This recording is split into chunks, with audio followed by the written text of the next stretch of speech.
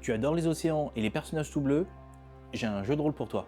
Bonjour, c'est Tigurus, vous êtes sur Entrerolist et aujourd'hui je vais vous parler d'un jeu de rôle inspiré d'une bande dessinée de la fin des années 80, 1988 exactement, créé par Thierry Kaito et Olivier Vatine, Aquablue.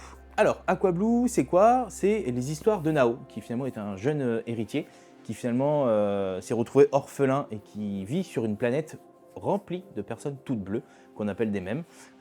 Et en gros, il va devoir protéger cette planète, Aquablue, des humains, en tout cas des entreprises humaines qui finalement viennent exploiter les ressources de cette planète. Donc le synopsis peut vous faire penser un petit peu à Avatar. On se demande encore si James Cameron ne s'est pas inspiré de cette bande dessinée pour sa grande saga. En tout cas, aujourd'hui, moi je vais vous parler de ce jeu. Je vais vous montrer l'intégralité du contenu, mais ce jeu, il a une petite particularité, c'est que c'est pas juste un jeu de rôle, c'est également une encyclopédie officielle de la bande dessinée. Donc en gros, ce livre sera clairement destiné aux fans de la bande dessinée, Aquablue, mais également à ceux qui veulent faire du jeu de rôle dans cet univers. Donc là, vous allez vraiment vous retrouver en gros avec une grande partie encyclopédie qui va finalement permettre finalement aux fans de la saga de pouvoir compléter finalement leur culture de cet univers. Et si jamais ils ont envie de se lancer dans le jeu de rôle, et ils pourront clairement s'y lancer parce que le système de le système de jeu utilisé est extrêmement simple.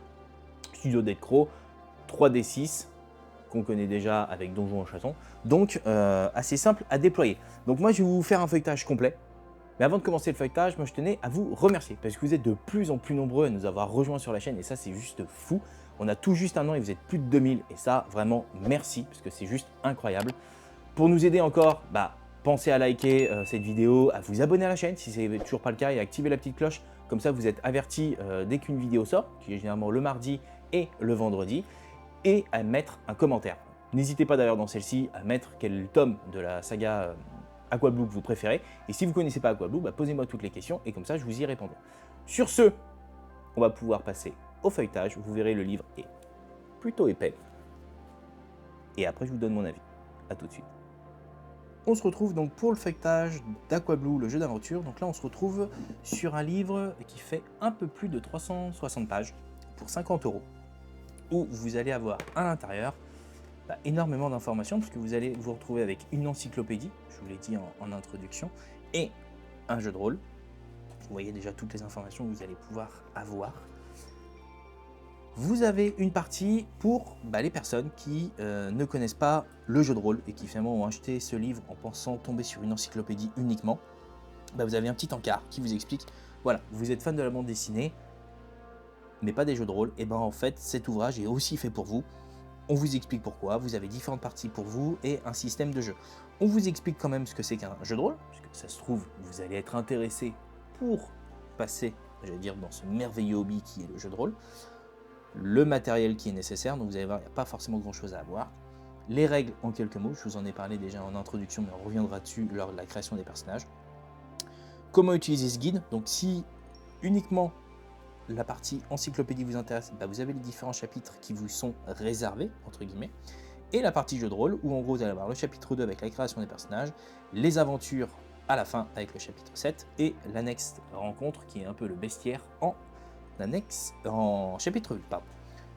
On commence par un résumé des différents tomes de la saga, où vous allez avoir le détail de chacune des histoires, mais pas que. C'est-à-dire que quand vous êtes fan de l'univers, vous allez et que vous souhaitez vraiment vous lancer dans le jeu de rôle, vous allez même avoir des idées de scénario pour chacun des tomes qui vont vous permettre de créer une histoire et la faire jouer autour de la table. Donc clairement, c'est plutôt bien fait.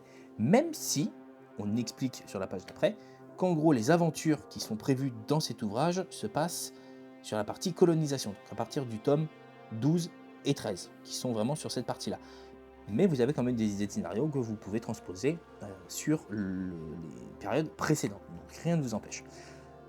Ensuite, donc comme je vous l'ai dit, vous arrivez sur la partie, l'ère de la colonisation, c'est là où les aventures vont se passer.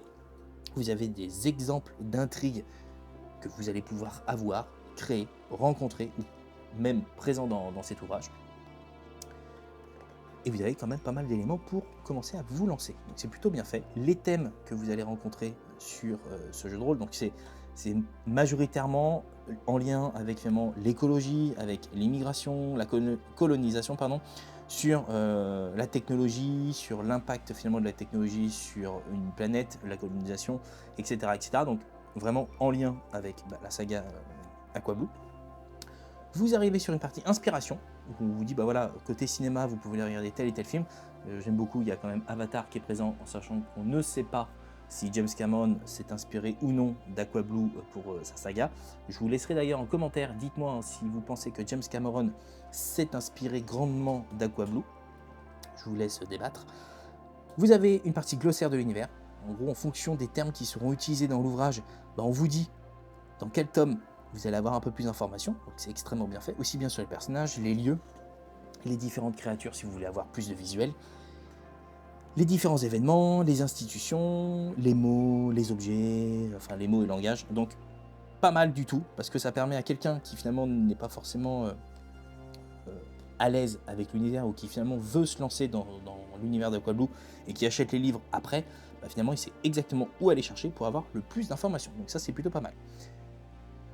Vous avez un exemple illustré qui vous dit, voilà, un exemple de partie qui finalement est illustré en bande dessinée, comme ça vous permet de vous projeter si vous êtes BD-phile, vous disant ok, comment on devient un rôliste et qu'est-ce que c'est, et bien vous avez sur une double page, vous savez exactement comment ce que ça se déroule.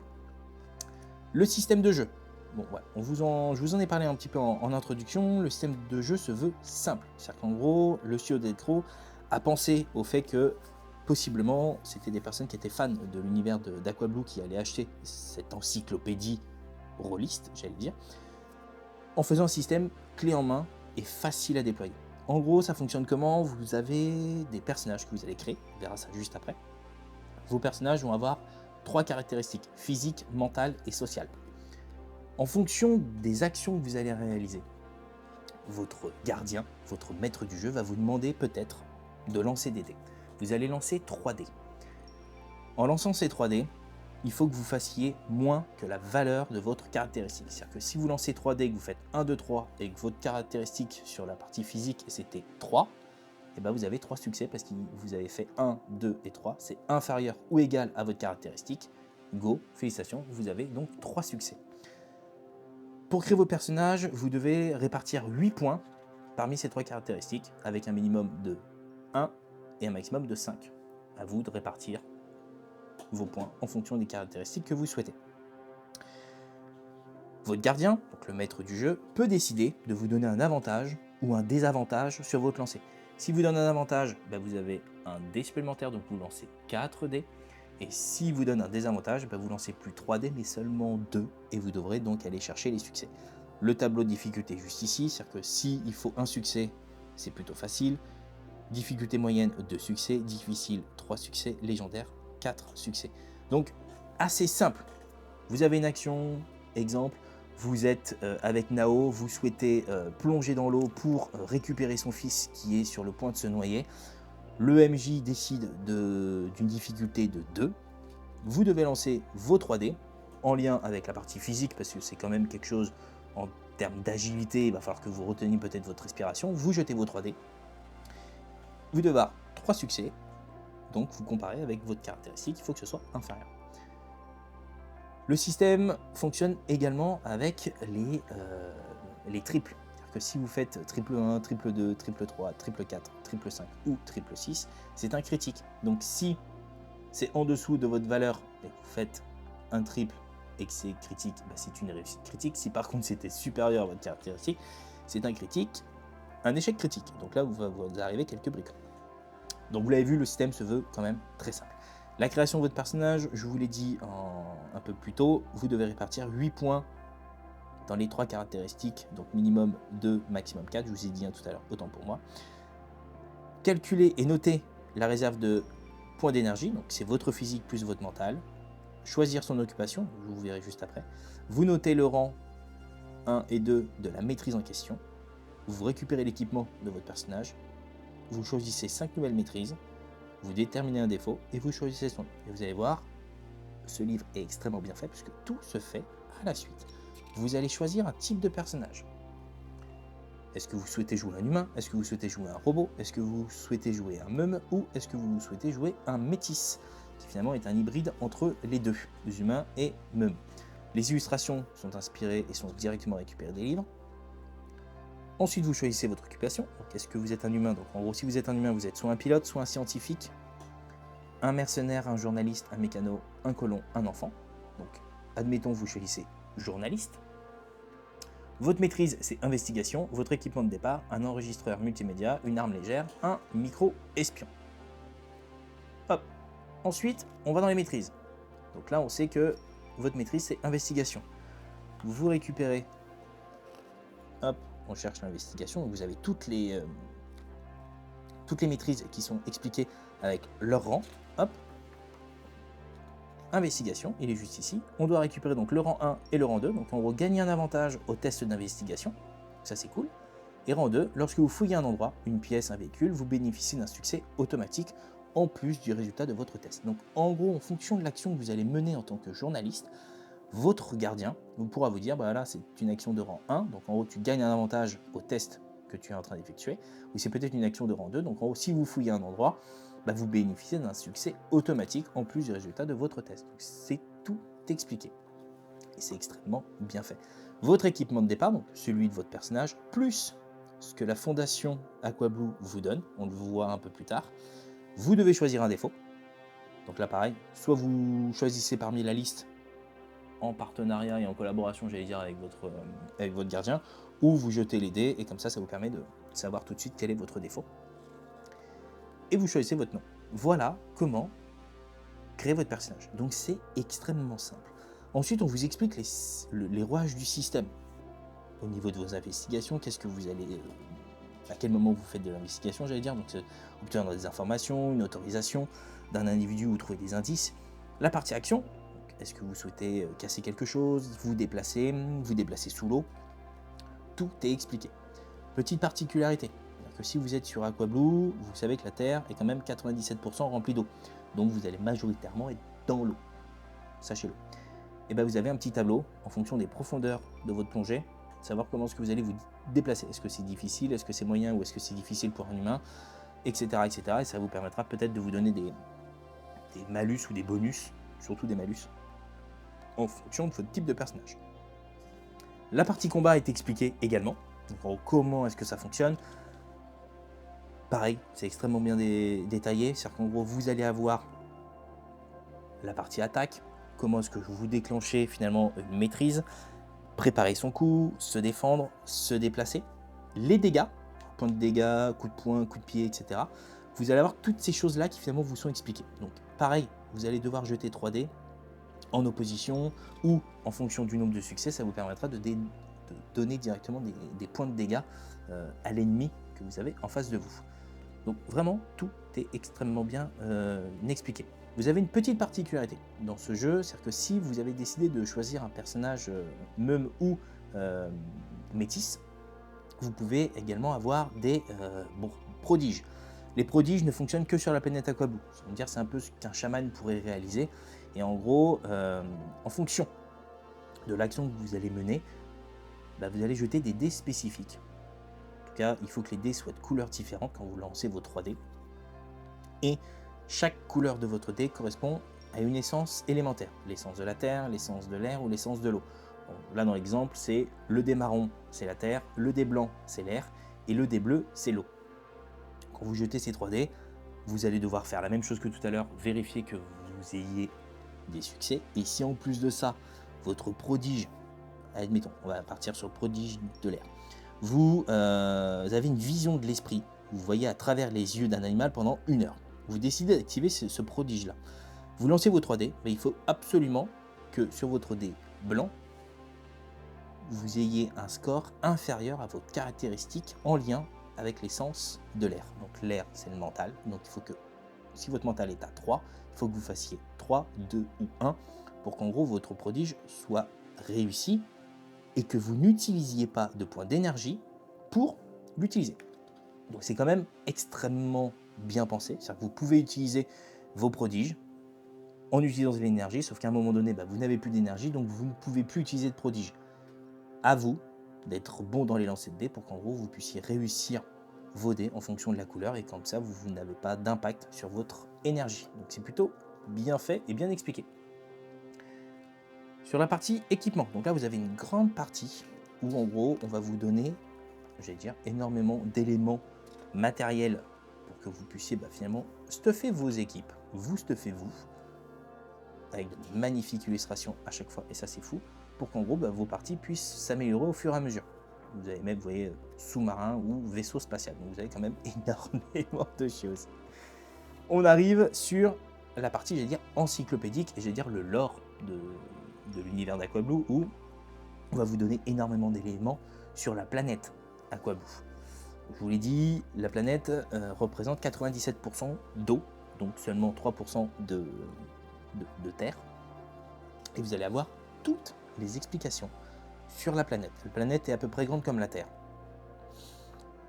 Vous allez avoir ses satellites naturels, les terres émergées, les fonds sous-marins, vous allez avoir les climats. En gros, vous allez avoir énormément de choses pour votre gardien, pour vous gardien, pour que vous puissiez faire vivre la planète durant les parties auprès de vos joueurs. Donc ça, c'est hyper important.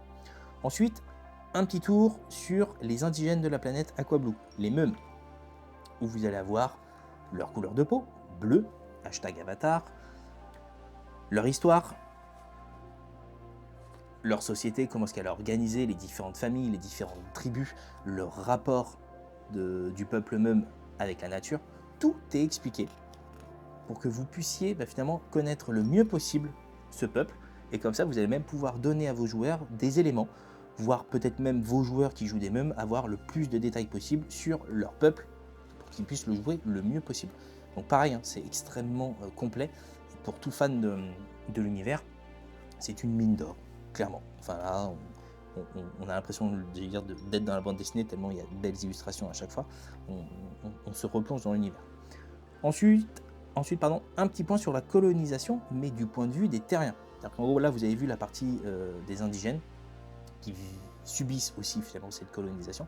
Là, vous allez avoir le point de vue terrien, de pourquoi finalement il y a aussi de cette colonisation, pourquoi est-ce que les humains décident d'aller sur d'autres planètes, et vous allez avoir leur fonctionnement. Il ne faut pas voir que, j'allais dire, le côté négatif, parce que vous allez aussi avoir, et c'est là où ça arrive un peu plus tard, la fondation Aquablue. C'est-à-dire que grâce à Nao, vous allez aussi avoir une partie étude de la planète et protection de la faune et de la flore des différentes planètes. Justement, en parlant de faune et de flore, vous allez avoir la faune et la flore de la planète Aquablue. Donc ça va vous permettre d'avoir quelques monstres et quelques illustrations. Ensuite, une petite partie sur la fondation Aquablue, je vais dire qui fait à peu près une vingtaine de pages, où là on vous explique comment est-ce qu'elle a été créée, pourquoi, quel est son but, et comment est-ce qu'elle est organisée pour finalement réussir, pour réaliser sa mission de sauvegarde et de protection des différents systèmes. Vous avez des détails si vous souhaitez être agent de la fondation, les différents grades, l'éthique, enfin en gros toute l'organisation de l'association pour que vous puissiez la jouer le mieux possible. La base d'UVA, donc sur Aquablue, et le matériel. Donc voilà pour la partie, j'allais dire, lore lié à Aquablue directement, en tout cas la planète. Ensuite, un petit tour sur la Terre. La Terre a changé, c'est-à-dire que là vous êtes au 22e siècle, et vous allez avoir pas mal d'explications, en tout cas une frise chronologique de qu'est-ce qui s'est passé entre 2027, c'est-à-dire dans 2 ans, jusqu'à 2183, qui a amené les changements de la Terre.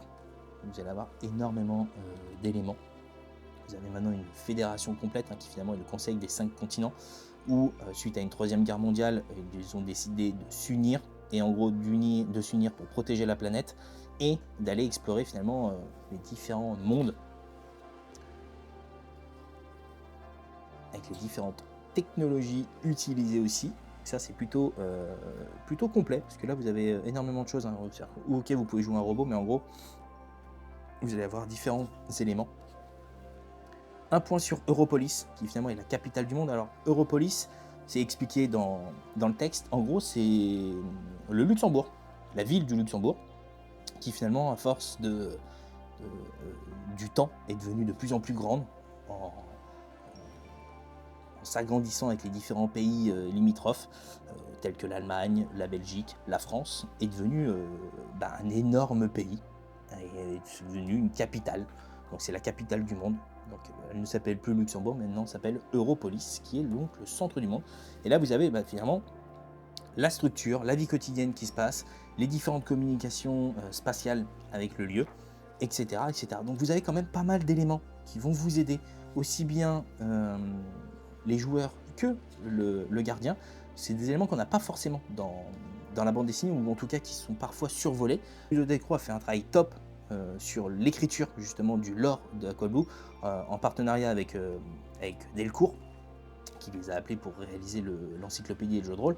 Ça permet d'avoir énormément d'éléments qui vont aider le gardien, les joueurs, et qui finalement, pour quelqu'un qui ne veut pas jouer au jeu de rôle, va avoir un peu plus de détails sur l'univers d'Aquablue, et c'est là où je trouve ça top. Une partie sur les nouvelles frontières, donc en gros les déplacements spatiaux, où en gros en fonction des différents trajets que vous réalisez, il vous donne le temps en jours. Trajet classique, un trajet rapide, par exemple, de la Terre pour aller jusqu'à Aquablue, il faut normalement 7 jours en rapide et 28 jours en trajet normal. Donc c'est quand même des vaisseaux qui vont extrêmement vite, mais vous avez encore plus vite. Ensuite, une petite part sur les secrets de la planète notamment, parce que pour ceux qui connaissent un peu l'univers d'Aquablue, il y a aussi des peuples anciens qui vivent cachés, qui vivent sous l'eau, et vous allez avoir finalement tous ces détails, les Atalans notamment, et vous avez même une partie pour jouer. Alors d'abord la chronologie finalement de ce peuple. On vous explique si les joueurs connaissent déjà l'univers, en gros, est-ce qu'ils doivent ou pas connaître les Atalans. Ce sera aussi à vous de leur dire, là non, vous les connaissez pas et vous n'êtes pas en connaissance d'eux. Ou si vous décidez de l'intégrer directement pour qu'en gros, ça puisse aussi rajouter peut-être un peu de piment dans vos histoires. Si un de vos personnages décide de souhaite jouer un Atalan, vous avez tout le détail pour le créer.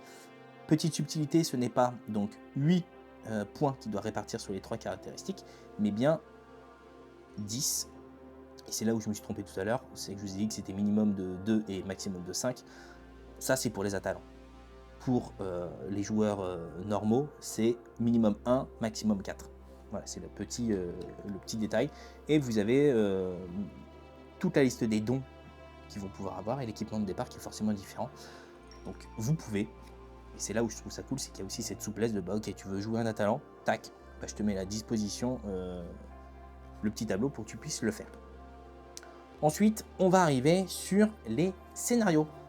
Et c'est là où en gros je trouve ça plutôt bien fait, c'est qu'en gros vous allez avoir, alors soit, et c'est là où c'est plutôt bien fait, soit vous lisez, si aujourd'hui vous découvrez cette vidéo et qu'en gros vous ne connaissiez pas cette encyclopédie, vous pouvez vous retrouver avec des histoires originales que vous allez pouvoir lire, et si vous souhaitez jouer le jeu de rôle, vous avez les scénarios qui sont clés en main, ils sont extrêmement bien construits, c'est-à-dire que vous allez avoir le résumé de l'intrigue,